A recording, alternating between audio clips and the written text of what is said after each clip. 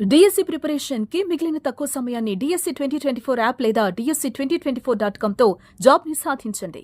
ఆంధ్రప్రదేశ్ రైతులు ఎదురు చూస్తున్న రోజు వచ్చేస్తోంది. అన్నదాత సుఖీభవ పథకానికి ముహూర్తం ఫిక్స్ అయింది.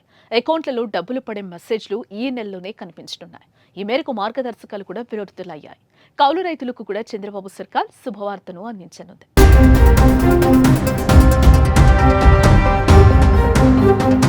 ఎన్నికల సమయంలో ఇచ్చిన హామీలను చంద్రబాబు ప్రభుత్వం ఒక్కొక్కటిగా అమలు చేస్తోంది.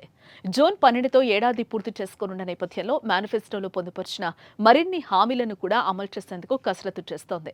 కూటమి ప్రభుత్వం అధికారంలోకి వస్తే అన్నదాత సుఖీభవ పథకం కింద ప్రతి రైతు ఖాతాలో ఏటా 20,000 జమ చేస్తామని చెప్పిన చంద్రబాబు ఇచ్చిన మాట ప్రకారం పథకం అమలుకు శ్రీకారం చుట్టారు.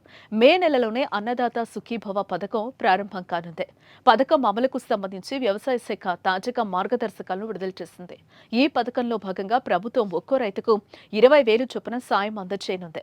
ప్రభుత్వం అందించే 20,000 రాష్ట్ర ప్రభుత్వానిది 14,000 కాగా పీఎం కిసాన్ పథకం కిందే అందేది 6,000 రూపాయలు. ఈ మొత్తం పీఎం కిసాన్ పథకం తరహాలోనే 3 విడతల్లో అకౌంట్లలో వేయనున్నారు. ఈ పథకాన్ని సొంత భూమి లేని కౌలు రైతులకు, అటవీ భూములపై హక్కులు ఉన్నవారికి కూడా ఈ పథకం వర్తిస్తోంది. ఈ నెల 20వ తేదీలోగా అర్హుల జాబితాను వెబ్సైట్లో నమోదు చేయాలని ప్రభుత్వం సూచించింది.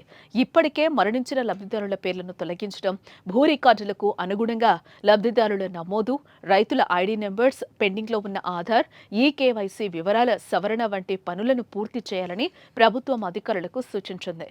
అటవీ హక్కుల చట్టం కింద హక్కులు పొందిన గిరిజనులకు, అలాగే ప్రత్యేకంగా గుర్తించబడిన అత్యంత వెనుకబడిన గిరిజన వర్గాలకు చెందిన అర్హుల ఎంపిక కోసం గిరిజన శాఖతో సమన్వయం చేసుకోవాలని ఆదేశించింది.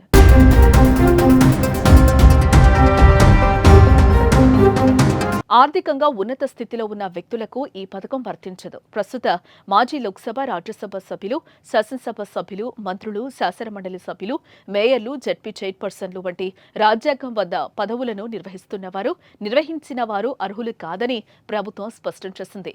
కేంద్ర రాష్ట్ర ప్రభుత్వాల మంత్రిత్వ శాఖల కార్యాలయాల్లో, ప్రభుత్వ రంగ సంస్థల్లో, స్థానిక సంస్థలలో శాశ్వత ఉద్యోగంగా పనిచేస్తున్న వారికి కూడా ఈ పథకం వర్తించదు.